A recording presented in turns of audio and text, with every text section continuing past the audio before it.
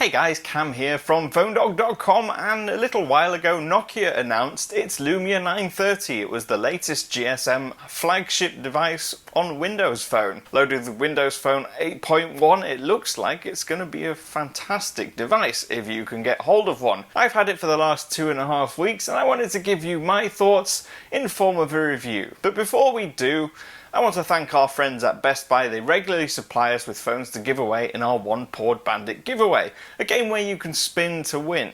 So go check that out.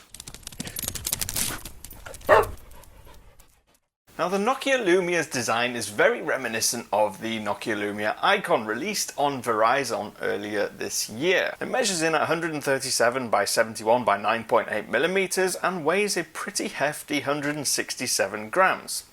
Has a metal chassis with thick flat edges with only slightly rounded corners, so it's not the most comfortable to hold in your hand. But the matte, almost soft touch rounded plastic back helps somewhat to making it more pleasant. Aesthetically, it's one of the most attractive industrial designs on the market. The front is one glossy black surface that tapers towards the edges, and the metal frame is stunningly clean, and the polycarbonate rear shell adds a splash of life. That is, of course, if you go for one of the brighter colours. It's also available in black and white if you don't want to have neon green or orange on the back of your phone. Simply put, it's the best looking Windows Phone ever made. Buttons on the right hand edge are easy to reach, and it's great to see a dedicated camera shutter button because it makes accessing the camera and taking pictures much easier and more convenient. Now we get onto the display. It's a 5-inch 1080 by 1920 resolution AMOLED screen. Pixel density is 441 pixels per inch, so it is a pretty good display. It's sharp, it renders animation smoothly,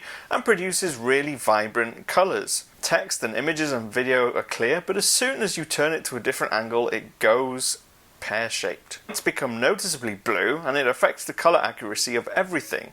So it's not just when you're looking at white, it's when you're looking at any colour, it kind of gives it an off tint. It can be quite off-putting. And because it's AMOLED, what happens sometimes is that when you see these vibrant colours, when you're watching videos or playing games, it's not entirely accurate. They seem oversaturated. It's not a terrible display, but with the rise of really great LCD panels on the market now, it's hard to justify, at least in my mind, why you would go for a subpar AMOLED display panel. And it's not even that AMOLED is a terrible technology. Samsung has made great use of their technology and put fantastic displays in its handsets. So why Nokia has gone for one that's not as good is quite confusing. But then we get onto the camera, and this is no doubt the best feature of the phone. It produces some incredibly sharp images, and it's not just the sharpness that's great about the 20 megapixel Carl Zeiss lens on this phone. The sensor and lens setup on the 930 is the champion of still photography. It's not just detail that's good, colours and gradients are natural, it produces very little noise even in low light, and it can also record 1080p video. Results aren't quite as good as most other flagships on the video front, but if you're looking for a phone that's got a fantastic camera just for taking still photographs, then really you should look no further than the Lumia 930. And the phone performs well too.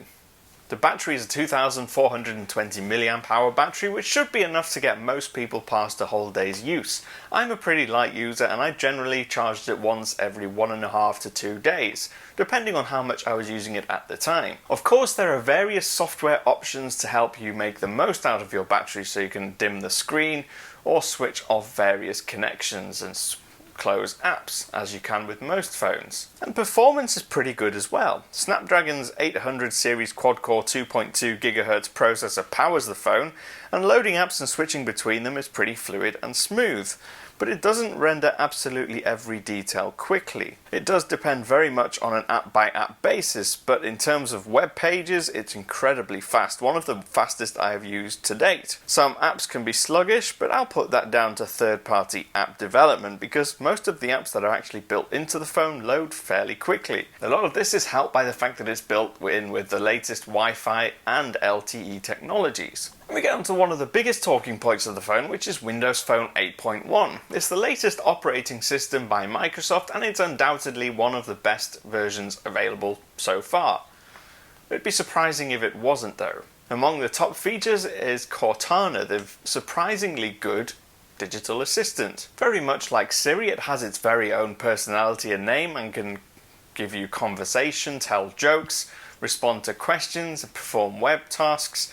And what's great about Cortana is that it makes the use of everything that it knows about you to make it a better service. So it'll know what kind of sports and what kind of work you do, where you live, and it can change its suggestions and grow over time and become better suited to you the more that you use it. The fact that you can set contextual reminders, for instance setting a reminder to tell you to tell something next time you phone them, is fantastic. And of course Windows Phone 8.1 comes with the new Action Center, which is the drop-down notification center where you can change some quick settings but also access your notifications more easily. And you can also now set wallpapers behind your live tiles, so you no longer have to have a solid color. To wrap it up, the Nokia Lumia 930 is undoubtedly one of the best Windows phones ever made. Its design and build quality are exemplary for any platform, but it still needs extra refinement both on the hardware and software side if the Lumia range is going to provide serious competition to Android and iOS. And that's if you can even get hold of one. They're not easily available on the market, and they're not available with support for all the bandwidths required for some of the US networks. But in short, it's a great phone and it's close to being perfect, but not quite.